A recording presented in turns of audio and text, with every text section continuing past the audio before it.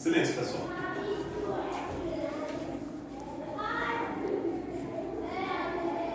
Bom dia, pessoal. A gente vai falar hoje a respeito das origens do ser humano e com foco no evolucionismo. Na última aula que fizemos sobre a origem dos seres humanos, falamos um pouco sobre criacionismo, sobre outras possibilidades, teorias da criação do ser humano, da Terra, do mundo e do seu desenvolvimento. Hoje iremos falar um pouco mais sobre evolucionismo, lembrando que é apenas um pequeno recorte do assunto e que questões biológicas vocês vão ser trabalhadas nas aulas de ciências ou biologia, tá bom? Então, o que acontece? Esse evolucionismo, ele é proposto por Charles Darwin, tá certo? Existem variações na própria teoria do evolucionismo, tá bom? Esses tipos de variações é unindo, por exemplo, uma perspectiva do criacionismo evolucionista, ou seja, crer que Deus criou todas as coisas, mas mesmo assim poder pensar e unir. Deus criou todas as coisas, mas como é que elas se desenvolveram? Então, fazer uma espécie de equilíbrio entre essas duas teorias. Mas, claro, o que eu vim trazer para vocês aqui também é a respeito de um contraponto de 5 questões importantes para se pensar no ser humano. Antes de tratar sobre o evolucionismo, é bom citar essas questões aqui, tá bom? Eu chamei de 5 quedas dos seres humanos porque são 5 teorias, são 5 propostas do conhecimento que trazem ideias diferentes dos seres humanos. Como, por exemplo, temos Freud, que trabalha a mente humana como alvo de repressões. Então, não há mais simplesmente certo ou errado, ou vícios ou não ter vícios, mas há um subconsciente, há algo que o ser humano não tem conhecimento, há uma crise da razão, há os limites da razão, e então o ser humano ele não pode conhecer a verdade, então a verdade depende do ponto de vista. E por causa disso, o ser humano não teria mais objetivos para o seu viver. Karl Marx, trazendo que o mal do ser humano, o problema do mal do ser humano seria desigualdade, seria exploração do outro, e não a maldade interna a ele, mas como diria Rousseau, temos aí a proposta de que o homem é bom e a sociedade é corrompe. O homem nasce em estado bom, perfeito, mas a sociedade corrompe. Então, quem corrompe é a sociedade? Outra questão importante é Nietzsche. Ele propõe a questão de se retirar a ideia de Deus do conhecimento humano, porque muito foi escrito a respeito do Deus cristão e não unindo mais ele à ciência, então ele propõe logo, então tiremos ele dessas perspectivas, vamos viver o niilismo, tirando uma palavra em latim, uma palavra que está na Bíblia. No princípio, que a Bíblia diz que no princípio era o verbo, não, que em princípio a terra era sem forma e vazia, e esse niilismo tem ligação com o vazio. Então, ele propõe que o sentido da vida, então, é um intenso vazio que precisa se buscar significado. E por que eu falei dessas 5 questões aqui, pessoal? Por causa das implicações delas. Não quer dizer, como eu falei para vocês, que uma questão dessa você não possa absorver algo verdadeiro, algo real, mas sim que elas trouxeram implicações para a nossa sociedade atual, tá bom?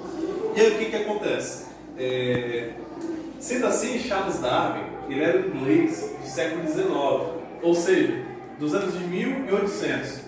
E ele propôs ideias de observação. Ele foi observar alguns animais na Antártica, ele foi observar alguns animais que estavam presentes nos territórios da Inglaterra da época e fez algumas observações. Então ele propôs que os animais passavam por um processo de evolução. E no século anterior a ele, que é o século XVIII, século XVII, foram propostas algumas teorias, como a questão da biogênese versus a biogênese. A seguinte questão é, para vocês lembrarem bastante disso. O ser humano, ele é originado de outro ser vivo ou ele é originado de um ser inanimado? A vida gera vida ou algo que não é vivo pode gerar vida, tá bom? Então foram feitos experimentos que tiveram foco de isolar completamente aquele material com a descoberta do microscópio. Então eles observaram e fizeram vários testes e fizeram testes que tornavam impossível desenvolver organismos ali naquele tubo de ensaio. Se não me engano foi o Pasteur, Louis Pasteur, que propôs essas ideias, tá bom? E testou e comprovou que se você não tiver abertura para não ser vivo, matéria que é inanimada não pode, matéria que não tem vida não pode gerar vida.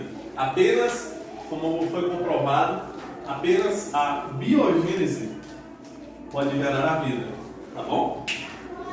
Então, partindo disso, existe uma proposta da seguinte questão: que os primeiros seres vivos estavam uma sopa primordial, conservados, e a partir de processos ali na atmosfera da Terra que possuía uma constituição diferente, peculiar, intensas tempestades, intensos processos químicos, e a partir desta intensidade se formou então alguns primeiros seres, esses seres sendo répteis aquáticos. Esses répteis aquáticos então eles foram progredindo, evoluindo e se tornando anfíbios. Os anfíbios, os primatas, dos primatas, as aves e por aí por diante. Então, essa perspectiva seria de que seres vivos foram se desenvolvendo, e a questão da origem,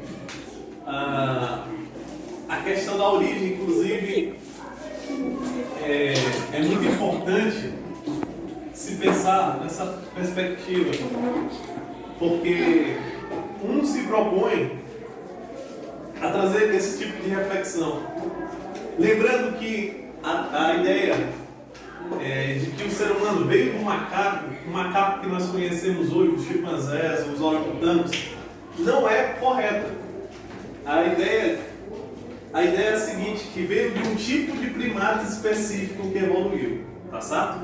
Não foi um macaco como a gente conhece, foi um parente do macaco que evoluiu para essa teoria que é para nós, tá bom? Vocês ainda lembram da aula sobre teoria, sobre método científico, sobre hipótese? Lembram? Lembra de teoria? O que foi? Não lembro, né? Não? Tá bom. Eu explico um pouco. Teoria é algo que não é exata certeza, tá bom? Não é considerado totalmente verdadeiro. É uma possibilidade. Hipótese é a teoria, é um teste da teoria. E o método científico, algo que é científico, é algo que é comprovado, algo que se provou verdadeiro, tá bom?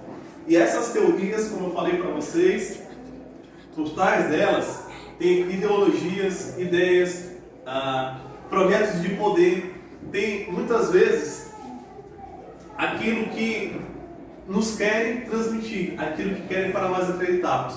Como eu trouxe para vocês, o nosso início vai dizer os motivos da vida do ser humano também. Vai dizer para que ele foi criado, o que ele faz, é o nada, ou tem sentido. E é preciso que cada pessoa, em específico, percorra a sua própria jornada, tá bom? Prosseguindo enquanto é isso, pessoal, a gente vai falar um pouco sobre essa questão. Se acredita então no evolucionismo, na teoria evolucionista, que o ser humano ele inicia ali, se desenvolve no paleolítico e tem os seus desenvolvimentos, o homem neandertal, o homem Homo erectus, Homo habilis. Então ele chega no período paleolítico, ele já chega no Homo sapiens sapiens. Eu vou até escrever isso no quadro para vocês copiarem.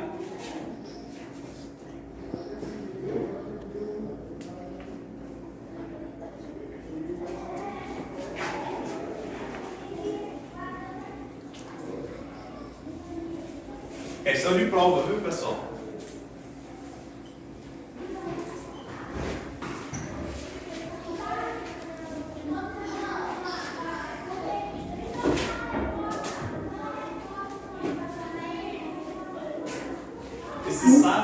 Sapiência é um homem pensante, sabe? Paleolítico, a gente lembra de o quê? Paleontologia. Lembra? Paleontologia. Paleo tem a ver com antigo, tá bom? Paleolítico.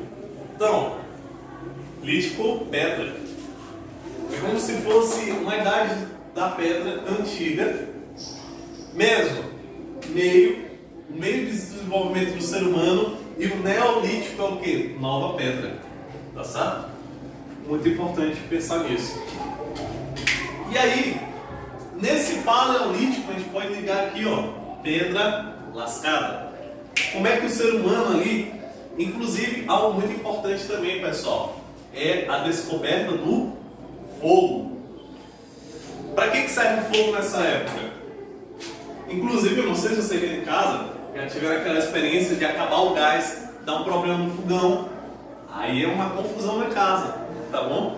Por quê? Porque você precisa mexer na bateria do carro, pedir o gás, fazer alguma coisa para gerar fogo. Por quê? Porque o fogo, principalmente nessa sociedade aqui, ele significa proteção, tá bom? Proteção contra animais mais fortes, proteção contra o frio, porque o fogo aquece. O fogo serve também para fazer comida. Hoje em dia, para a gente fazer comida, somos muito dependentes do fogo, tá bom? E aí, pessoal, a descoberta do fogo ajudou no processo de tornar-se sedentários, tá bom? A gente vai ver o que é esse sedentarismo, tá certo? No Neolítico, pessoal, eles já chegam na pedra polida. O que era pedra lascada e pedra polida? Por um ser humano, ele caçar, para ele fazer objetos, para ele cavar, caçar, colher, plantar, desenvolver as suas ferramentas nos seus locais de vivência, ele então tinha que usava muitas vezes pedras. Inclusive, hoje em dia, a gente vê algumas sociedades de primatas, de macacos, usando pedras para abrir nozes, tá bom? Alguns macacos aprenderam isso é muito interessante. Eles pegam as pedras e quebram as nozes. Eu não sei se vocês já viram isso alguma vez, é muito interessante. A inteligência deles. Então, o ser humano nessa época, ele já quebrava as pedras para melhorar a qualidade das possibilidades dele ali, tá bom? O que acontece? Depois, ele aprende que se ele esfregar um pouco a pedra, essa pedra ela vai ter um corte melhor do que a pedra quebrada, a pedra lascada, porque vai ter um corte um corte que vai ser mais preciso e de mais qualidade, tá bom? Logo após, na pedra polida, temos a descoberta dos metais, tá bom? Primeiro o cobre, depois o ferro e depois o bronze, tá certo? Esse uso dos metais, por quê? Metal vai ser, esses metais vai ser a questão da manipulação do fogo mais o metal, tá certo? E aí o que vai acontecer, pessoal? Esses metais vão ser fundamentais, mas a gente vai ver por quê, tá bom? Além dessa questão, os seres humanos que eram nômades. Por que eram nômades? Porque anteriormente eles precisavam se locomover para um local mais seguro, um local onde tivesse melhor alimentação, um local onde tivesse melhor para plantar e colher, tá certo? E o que acontece? Depois disso, eles vão e se sedentarizam. Por quê? Porque eles aprendem técnicas cada vez mais complexas de agricultura e de pecuária, tá bom? O que é agricultura? Plantação, plantar árvores, fazer plantações de vegetais. E agora não foi mais preciso se mover para outros locais para conseguir alimentação e meios de vida.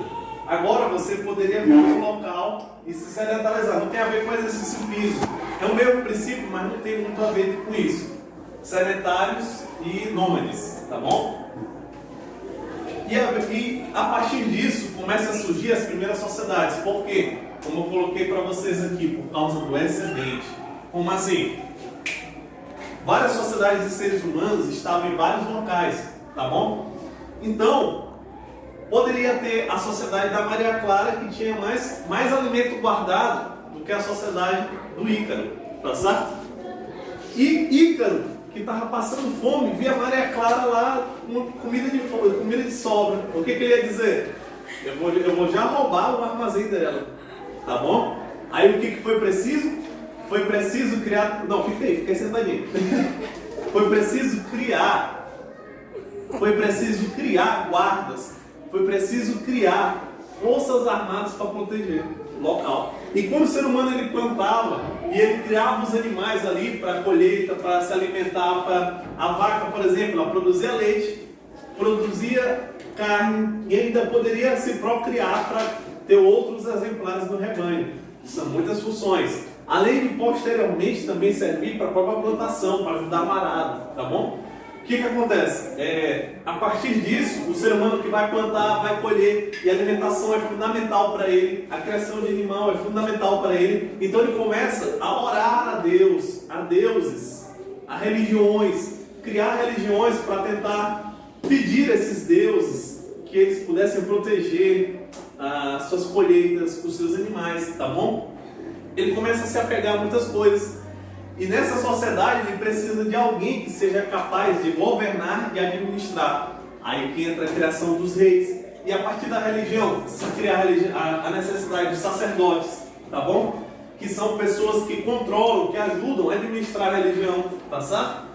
E aí você tem funções da sociedade, religião, sociedades, a moeda, tá bom? Isso tudo, o que vai definir quem vai ganhar uma guerra? A qualidade dos metais, a qualidade das roupas. O que vai definir, por exemplo, a qualidade da alimentação? As capacidades técnicas que eles têm que se desenvolver, tá certo? E é isso tudo, pessoal, e mais um pouco que eu queria passar para vocês em resumo, tá bom?